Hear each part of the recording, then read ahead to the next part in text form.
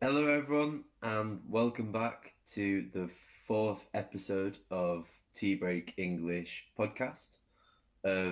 Hopefully, by now you're all familiar with us, but as always, I'm joined by Finn.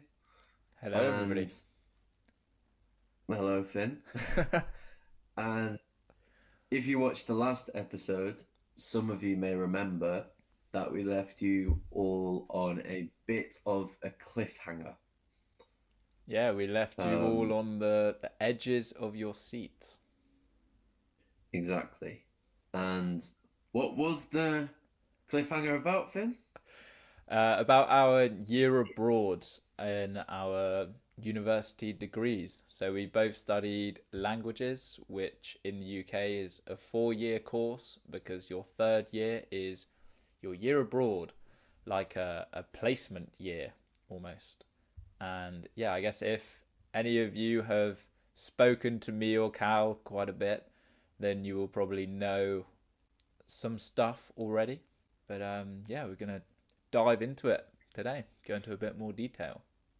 Yeah, so we both did. Well, we split our year abroads, I think both of us, into two periods of 6 months. I spent 6 months in Colombia, the first 6 months, teaching, and Finn, you spent yours I spent mine in Mexico, in in Mexico, in Oaxaca. Oaxaca. Cool. And then we both convened, we both met in um in Brazil in a little city called Belo Horizonte, Oh um, yeah, or BH if you will. yeah, Um BH. BH, yeah. And I first met Finn because we were at the university and we were in the lunch hall called the Bandejão, which I'm sure we're going to return to talk about because it was amazing. Um, and I saw three very pale boys, um, I think pasty is the hasty yeah, boys. pasty is just very pale, very Yeah, very white, zero tan. you almost look unhealthy. Yeah, hiding. Were we inside or were we hiding in the shade? We would, One of the yeah. two. So I saw the three of them just as they were leaving the lunch hall, and they looked very pasty. They were in shorts, football t-shirts. Well, Finn wasn't, but the other two were, and they were just the most English people I've ever seen. Um, so I was, they were Finn's friends. I'd gone on my year abroad alone, so I was keen to introduce myself, and I went straight up to them and said, "You're English, aren't you?" And I think we became friends thereafter. Yeah, pretty instantly, I think. Yeah. Um, However, returning to the lunch hall or the bandejão, do you want to talk a little bit about that, Finn? I know we're both passionate about the subject. Yeah, so we kind of all thought it was the best thing ever. And we were wanting our unis back home to get them and have one, or at least have something similar. And everybody in everybody at the uni there, all the Brazilians were thinking we were pretty odd, pretty strange for wanting it because for them it was just normal, I guess. Yeah, they had this big kind of cafeteria, um, which was subsidized, which means um, the owning body pays a portion so that it's cheaper for the consumer, the person who's buying the product. So it was subsidized so that the students got very cheap meals, and you'd get these huge plates, and you could serve yourself with rice, beans, meats, vegetables, salad, um, and it was about 70p or 70 British pennies. Something. Um, Yeah, I'm pretty sure it was less than a quid. yeah, I think it it was. was. It was. We thought it was the best thing since sliced bread, uh, which is another English phrase, just meaning the best thing ever. Because Um, sliced bread is pretty damn good. it's one of the best things ever. Yeah. Um, but we would often convene in this lunch hall, uh, and sometimes I wasn't the most committed to uh, attending my university classes, Yeah, but certain lack of dedication is what I noticed. yeah, possibly. But you would always find me in the bandejão having my lunch. Yeah, well, did wonders for your Portuguese because I guess you spent more time socializing and actually having normal kind of everyday conversations with people instead of just in a classroom listening and reading. Yeah, I think definitely socializing and chatting with people in everyday situations is really definitely great for improving your language skills, which is kind of part of our thinking behind encouraging our kind of conversation club, um, because it's an opportunity to speak in like you would in everyday situations. Yeah, Um, exactly. And even on the Discord as well, just being able to look at your phone for 3 minutes in a day, put a message in, and kind of get your brain thinking in English, even if it's only for a little bit. But then doing that multiple times throughout the day is, yeah, yeah, pretty good. yeah, definitely. Because I remember, I think you were the same. But after my year abroad or during my year abroad, suddenly my Instagram algorithm all became Latin American.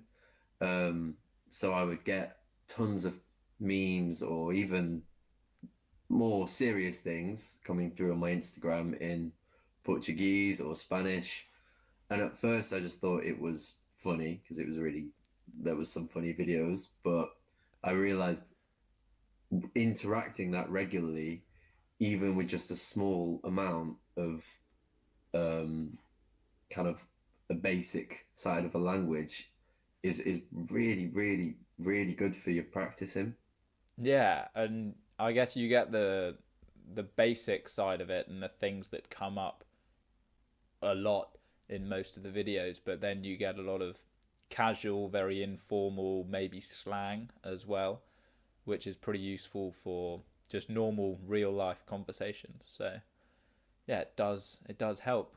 And in the Discord, we we do send in some reels as well, reels and TikToks and all of that. But yeah, I guess with the algorithm, we're hoping that when we go out to Latin America, that the algorithm will do the English Club Instagram some favors and start Yeah, putting it out to people that aren't just English. I think a lot of a lot of people that are consuming our content are British and swiping off. So we need the algorithm to be on our side again.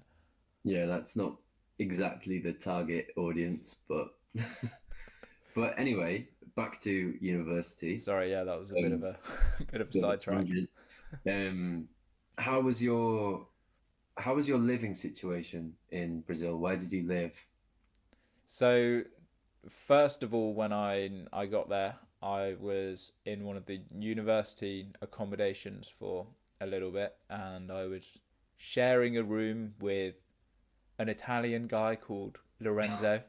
Very, pretty stereotypical. That called him the Italian stallion. um, yeah, I was in there for a few weeks, and then I found a place where I had my own room, and it was just like the other side of the uni campus, and it was literally just a 10-15 minute walk from the campus. So yeah, I got pretty lucky with finding that. It was kind of a big I don't even know how I would describe it. Just a big place with lots of different rooms. I guess kind of like how we were describing halls last time, but kind of each it's just one big flat with four times the amount of rooms, really. Yeah, I think people have started calling them like co-livings and things like that, but I don't know if that's just a marketing strategy to make them sound nicer or fancier than they are. Um, but I seem to remember yours was quite nice, wasn't it? Yeah, it was all right. It was quite small, and I guess some bits were nice, some bits weren't. But I Yeah, think no, the I was thinking of Joe's actually in hindsight. okay, yeah, Yeah. yeah. Joe's was pretty nice actually. Joe's was a lot better than mine. So Joe is was my course mate. So Joe and Peter were the other two pasty English boys that we were talking about earlier, and Joe and Peter ended up living together in this nice place. And Yeah, they weren't too far from me. Maybe a 5-10 minute walk down the road. Because I was living in, I can't remember how I found it, but it was so lucky. I ended up living in um, just basically like someone's private apartment that they were renting out. Um, and so I just, yeah, it was really lucky. I kind of fell into it, not literally. If you fall into something, it's kind of getting yourself into a situation, maybe without intending to, or fully knowing what the situation is. But I ended up living in an apartment with two or three other people, Brazilian people. They were lovely. I became really good friends with them, and it was just a great kind of atmosphere. There'd always be people, extra people, staying on the sofa and things. There was this hamster who I actually hated. Um, but yeah, it was great. The only thing was there was no outside space, but Finn used to come over for a haircut every now and again. yeah, I did. Yeah, bring a couple cans of beer each and get my haircut. I used to sometimes put, I don't know why I was the qualified barber. Why did you trust me? How did that begin? I haven't been to a barber's, so we should probably say this as well.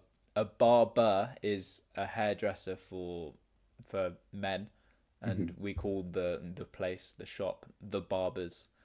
So I haven't been to a barber's for over 2 years now. Wow. Yeah. So Did that you? that explains it, doesn't it? You've got luscious locks. Oh, thank you. Yeah, I think Did it's that? down to your hairdressing. Did that begin on your year abroad? Did you stop trusting barbers when you went away? Yeah, when I it wasn't when I first got to Mexico. It was maybe a month in or something. So Mm. my Spanish still wasn't very good, and I didn't do very well at explaining what I wanted, and and it didn't go very well. So from then, yeah, I stopped going, and kind of just got my mates to do it for me, and I've kind of kept going. I don't want to. It's like when you build up a streak, you don't want to You break don't. it. So yeah, Yeah, it is a very scary thing. It's an intimidating prospect. Getting a haircut, getting a trim, as we say, um, from someone in a different language, because I don't know. I think getting a bad trim is quite a scary uh, idea for anyone. But if you can't communicate in the different language, it's extremely scary. yeah. Um, Especially if you already kind of stand out in the place that you're in, and you're yeah, wanting to just blend in, then looking different and having just a stupid haircut is stupid trim is just not going to help at all. no, I remember in Colombia, I used to get this haircut called a siete, a seven, which was basically it was like the shape of a seven on your head, so like that, just shaved, and then the rest kind of like a Mohican. Um, and they looked, it was terrible. It was really, really bad. Um, I remember I got one on my birthday, and he cut like almost my scalp. Um, and it was just embarrassing. Like it was devastating. But I still don't know what kind of convinced you to think I was a good haircut choice, especially when I pulled out the bowl and put it on your head.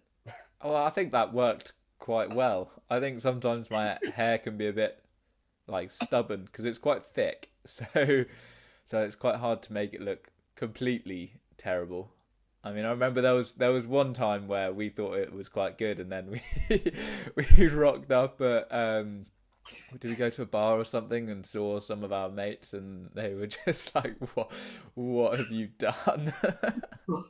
I remember it was, yeah, there was some kind of patchy bits, but obviously when I was cutting your hair, I would say like, "Oh, it looks great, don't worry." Um, and because you have the kind of long kind of bits that hang down, we call this haircut curtains in English because it looks like a pair of curtains that cover a window. Um, but because you have the long bits that hang down, you can hide a bit of the mistakes that you make. But I remember I did forget to put the guard on the hair clippers, um, and I shaved a bit of a hole in the back of your hair and didn't mention it. Yeah, I mean, yeah, you just used the word patchy, which is just so like different patches, different small little areas that are either longer or, in this case, a bit a bit shorter, Yeah, it to was say maybe the least. inconsistent. Yeah. So, okay, so we were in Brazil for what? How long were you there? I think I was there for just under 6 months. Yeah, probably about the same. I've stayed until my visa ran out, basically. Yeah, and 6 months. yeah. So, what did you do after we finished at uni? Because you had a So bit of time. yeah, my university in the UK didn't actually require me to um, perform too well in the um, exams at the university in Brazil. So they had their own way of assessing us. And once I had completed those assessments and got the all clear, which means confirmation that everything was good and that I passed, um, I thought there's not much point of me being doing these exams in Brazil now. So um, me and my girlfriend at the time um, took a bus to the northeast of the country, um, to a region called Bahia, um, and I think the bus ride was meant to be 28 hours or something, Wow. or maybe it was meant to be 23, but it ended up being 36. Uh, Wow. That's yeah, long. That's seriously long. yeah, it was great though. We had a fun time. So it was a 36-hour bus ride to Salvador, this city, which was amazing. And we basically went on holiday for 3 weeks. Oh, Uh, wow. yeah, in in in the US they would say vacation, but we say holiday. Um, and yeah, saw the sights of Bahia, and it was amazing. And I flew back from Rio, um, where I'd been for carnival before we started university earlier that year. So yeah, it was great. Nice. I That, also did a spot of surfing, ooh. uh, a little bit of surfing. So which is what you were doing, right? Yeah, yeah. So you went north and I went south. Excuse me. I went Yeah. south. I think, did we talk about this? I feel like we've, I don't know. Briefly, Yeah. briefly, say we've touched on it. Yeah, I just remember now saying this down to a beach called Maresias in the state of Sao Paulo. So I was there for just about a month, I think, Hmm.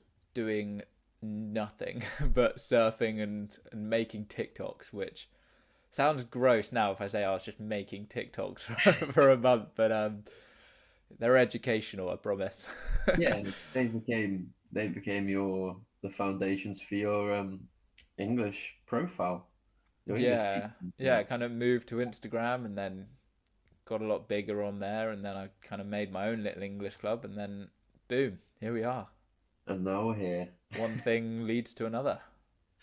So obviously in Cardiff and Sheffield, there's less surfing and less good weather, and different barbers. But what would you say are the main differences or the main kind of comparisons you would make between your experience at university in UK and in Brazil? That is a good question. Thank you. Um, yeah, so I noticed that everyone well, not everyone, but most people in Brazil at uni were there to study, and they actually wanted to study. They maybe enjoyed it, depending on Mhm. I don't know, I guess the module, the subject, and the teacher and whatnot. But generally, yeah, they were there to actively study and learn and get the qualification. Whereas I think in the UK, everybody wants to do as little work as possible, and a lot of people there are there just to get a degree out of it and just party as much as possible, really, and not not try as hard as they could. And yeah, in Brazil there were morning classes and evening classes, and the morning classes was it like 7:30, I think. Yeah, I think was the earliest morning class, and in the UK 9 a.m. is the is the earliest one. And if you've got a 9 we say like, oh, I've got a 9 a.m., and it's just like the worst day of the week, and you do not want it after like a Wednesday night, so you don't want it on a Thursday morning. But in Brazil it was just normal. So the work ethic's probably the biggest thing that I noticed.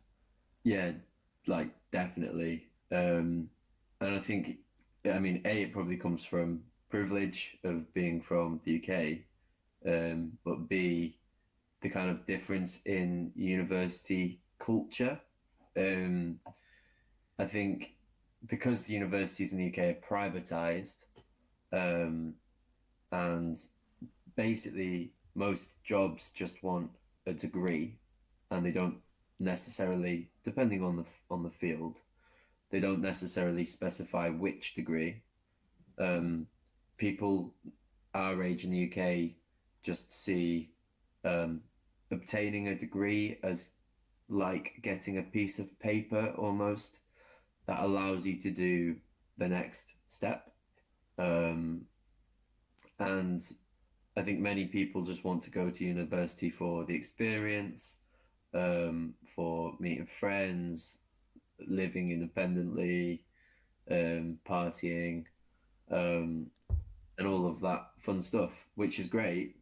Um, but university in Brazil was definitely more focused on education and what you do with it afterwards.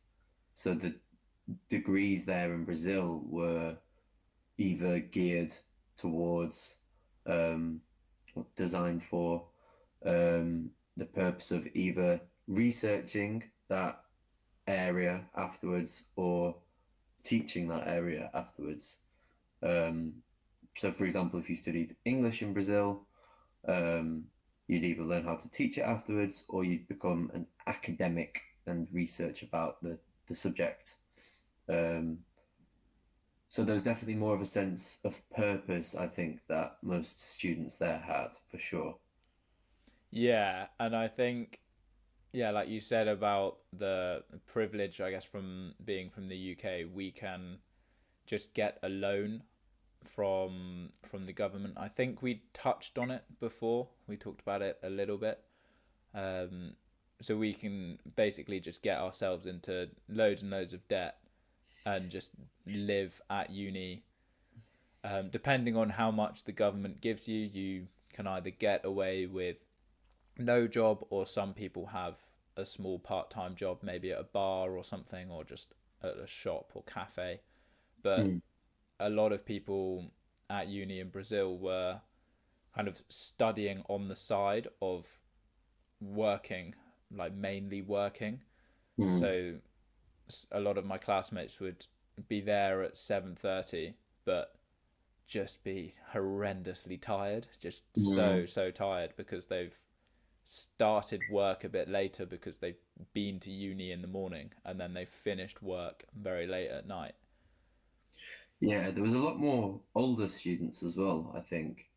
Um, in the UK, we see university very much as a 3 year experience or 4 year experience, whereas I think a lot of people there were just basically studying until they had completed what they set out to achieve. So they could be there for 5 years. Lots of them were older. There was some people that would be in my class with their kids. Oh, Um, really? Oh, wow. yeah, yeah. Um, on a more lighter note, in that class, um, it was a history class, and our professor was this kind of old guy, really, really quite cool Indiana Jones type history teacher. Um, and this was a big difference between the UK and the university in Brazil. Um, he would just stand with 1 foot inside the door, 1 foot outside the classroom door, and smoke cigarettes while teaching us. So cool, isn't it? Just leaning against the doorway. Yeah, I thought that would never. I mean, A, because you can't smoke inside in the UK, but B, because it's so warm there, the climate, all of the architecture was so different. Everything was inside, outside, we call it. Um, so he could quite easily, because the place was ventilated and airy, he would just smoke, teach us. It was great. It was really, really cool. Yeah, you'd never get that in the UK. Not in a No, million years. no. Um, so yeah, I think haircuts, surfing, um, differences in education, and how we met, how this love story began. Yeah. I think we've basically covered a fair amount of aspects of our year abroad. Yeah. I mean, we haven't even really talked about half of it. No, So I guess, yeah, I guess next time we could talk about the other half and then lead on to some other topics as well. yeah, I think we've almost gone in a linear fashion, haven't we? From school, university. Um, who knows what's next? Yeah, I guess.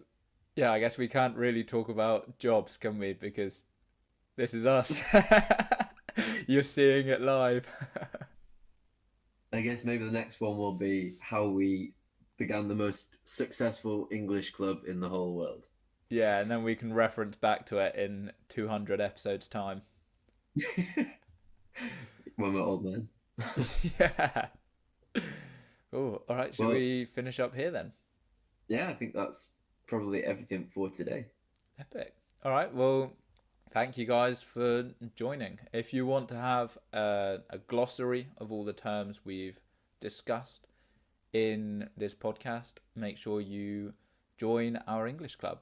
So head to Patreon and you sign up for the tier, and you will get access to all of our Patreon posts. So these podcasts with the glossaries, the video lessons, the guided learnings, and to our Discord, Discord community as well.